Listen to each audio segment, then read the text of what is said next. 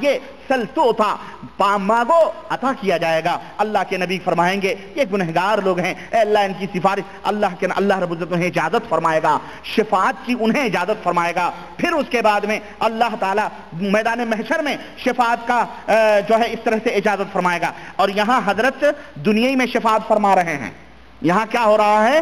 دنیا میں شفاعت ہو رہی ہے جناب۔ ان کی شفاعت کی انہوں نے، مولا تعالیٰ نے کہتے ہیں میری شفاعت قبول فرما لی اور ان سے عذاب اٹھا لیا۔ اللہ کے نبی نے دو تر شاخیں رکھ دیں تخفیف کے لیے، ہلکا ہوگا عذاب، یہ نہیں کہ عذاب اٹھا لیا گیا۔ لیکن یہاں حنفیوں کے جو پیر احمد رضا خان بریلویوں کے ہیں، باقاعدے عذاب بھی اٹھایا جا رہا ہے، قبر کے اندر کیا ہو رہا ہے سب دکھایا جا رہا ہے، سب کچھ ان کو پتا ہو رہا ہے، استغفر اللہ، وہ غیبیات کا سب کچھ ان کو علم ہو رہا ہے۔ اچھا جناب چلو بات ختم نہیں ہوئی ابھی، کہتے ہیں ایک کہنے لگے حضور آپ ہنسے کیوں؟ تو کہتے ہیں ایک قبر گوشے میں تھی، 40ویں کے بعد ایک قبر 41ویں نمبر کی کسی گوشے میں تھی جس کی طرف میرا خیال نہیں گیا، اس میں سے آواز آئی، اور یہ آواز انہوں نے ہی سنی، کسی نے نہیں سنی، اس میں سے آواز آئی یا سیدی انا منہم انا فلانۃ المغنیہ، اے میرے سردار، اے میرے آقا میں بھی انہی میں سے ہوں، میں فلانی ڈومنی ہوں، میراثنی ہوں، گانا گانے والی ہوں، رنڈی طوائف ہوں، میں بھی انہی میں سے ہوں، میری طرف بھی نظر کرم کیجئے۔ کہنے لگے اس کے کہنے پر مجھے ہنسی آ گئی اور میں نے کہا انت منہم، تو بھی انہی بخشش والوں میں سے۔ ماشاءاللہ حد ہو گئی واقعی بکواس کی اور گپ بازی کی، گانے والیاں رنڈیاں طوائفیں بھی جناب عالی، اگر حضرت یہ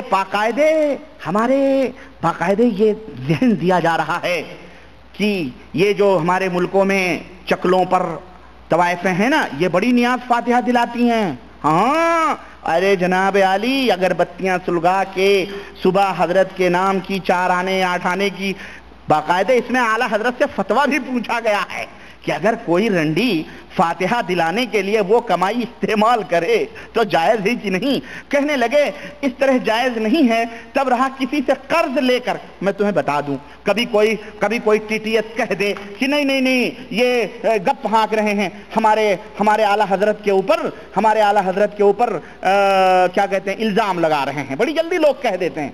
آؤ میں بتاؤں رنڈی کی کمائی جائز ہے کہ نہیں، پتہ نہیں میں نے لکھا ہے کہ نہیں لکھا ہے کہیں، بہرحال یہ اسی ملفوظات اعلیٰ حضرت کے اندر موجود ہے۔ تو وہ کہتے ہیں کہ اپنی کمائی نہیں بلکہ کیا کرے وہ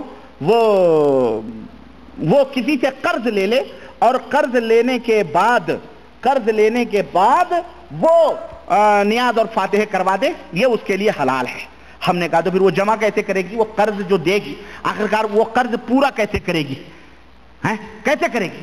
لیکن یہ چونکہ امام اعلیٰ اہل سنت والجماعت ہیں، ان کا فتویٰ ہے، اس لیے کوئی دوبارہ سوال نہیں کر سکتا ہے۔ بہرحال تو جناب علی اس طرح سے جناب یعنی یہ ذہن اور فکر دیا جا رہا ہے کہ اے رنڈیوں، اے طوائفوں، اے دنیا کی گنہگار لوگوں، تمہیں جو کچھ بھی کرنا ہے کرتے رہو، حیا شرم کچھ کرنے کی ضرورت نہیں، مرید ہو جاؤ، شفاعت تو تمہاری ہم کروا لیں گے۔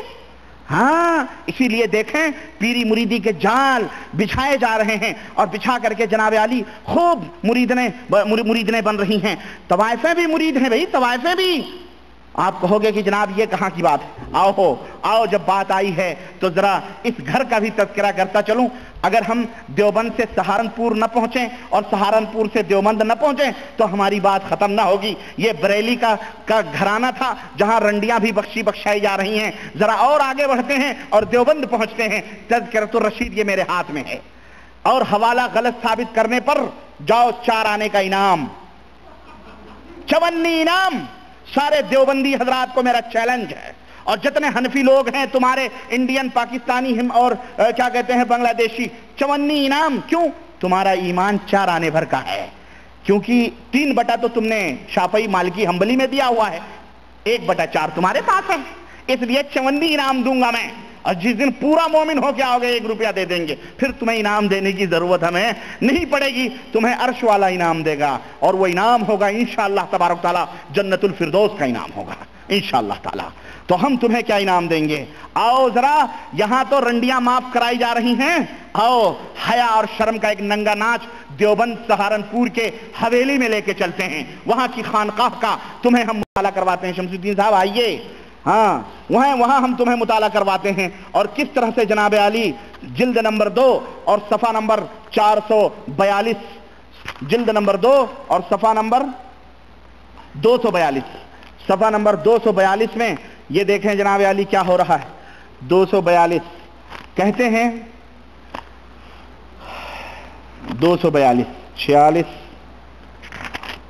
44 یہ ہے 42، صفحہ نمبر 242.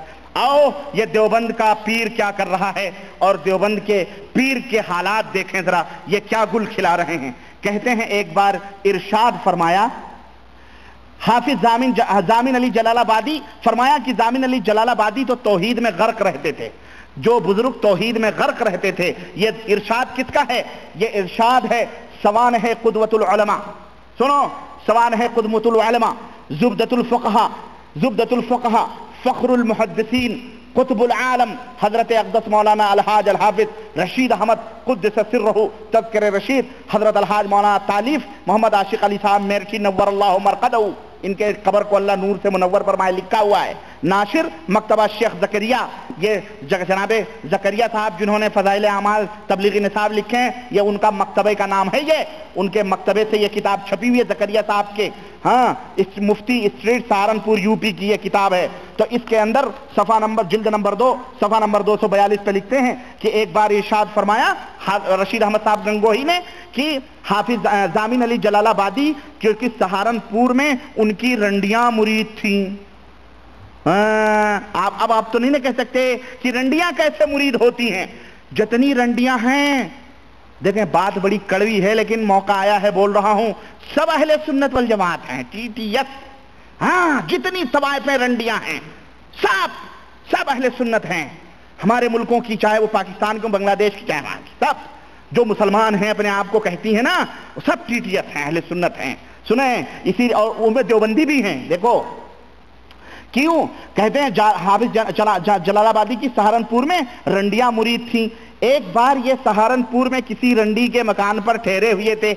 اب آپ سے میں پوچھوں کہ یہ پیر آتا تھا تو یہ رنڈیوں کے گھر پہ کیوں رہتا تھا؟ کیوں رہتا تھا کجڑیوں خسریوں کے گھر؟ اس کو کوئی مہذب پاک گھرانہ نہیں ملتا تھا؟ رنڈیوں کے گھر میں یہ دیوبندی پیر کیا کرتا تھا؟ پوچھو ذرا ہمارے تبلیغی جماعت دیوبند کے لوگوں سے جنہوں نے اس کتاب کے اندر یہ واقعہ لکھا ہے کہ یہ، اور پھر یہ جو بیعت لی ہوئی تھی رنڈیوں نے، دیوبندیوں کے ہاں تو یہ عقیدہ ہے کہ بغیر شوہر کی اجازت کے عورت کسی کو اپنا پیر نہیں بنا سکتی. تو یہ جو رنڈیاں تھیں، سوال یہ ہے یہ کس کی اجازت سے حضرت کی مریدنیاں تھیں؟ ایسا تو نہیں کہ سب کے شوہر شوہر نامدار اکلوتے شوہر تھے. ہو سکتا ہے کیونکہ کتوں کے بھیڑ میں کتا ہی جا کے بیٹھتا ہے، انسانوں کے بھیڑ میں انسان آتا ہے، اور رنڈیوں کے بھیڑ میں بھڑوے اور دلال ہی جاتے ہیں. تو یہ پیر انہی لوگوں کا تھا. سنو، کہتے ہیں مریدنیاں مکان پہ ٹھہرے ہوئے تھے. سب مریدنیاں اپنے میاں صاحب کی زیارت کے لیے، اپنے میاں صاحب، اگر 2-4 دفعہ کوئی عورت کسی مرد کو میاں کہہ دے تو غلط فہمی میں ہو جائے گا، کہیں ہم ہی تو نہیں اس کے شوہر ہیں، ہے کہ نہیں؟ ڈر جائے گا وہ بیچارہ. تو یہ اپنے میاں صاحب کی زیارت کے لیے حاضر ہوئی، مگر ایک رنڈی نہیں آئی. اعوذ باللہ. کلمہ دیکھو میرا نہیں ہے، یہ بڑا کاٹدار کلمہ ہے جو حضرت رشید احمد گنگوہی استعمال کر رہے ہیں. ہمارے بہت سارے اخوان دوست جو ہیں اللہ انہیں ہدایت عطا فرمائے، کچھ اپنے بھی ہیں، پرائے خیر تو ہم میٹھا بھی بولیں گے تو انہیں کڑوا لگے گا، لیکن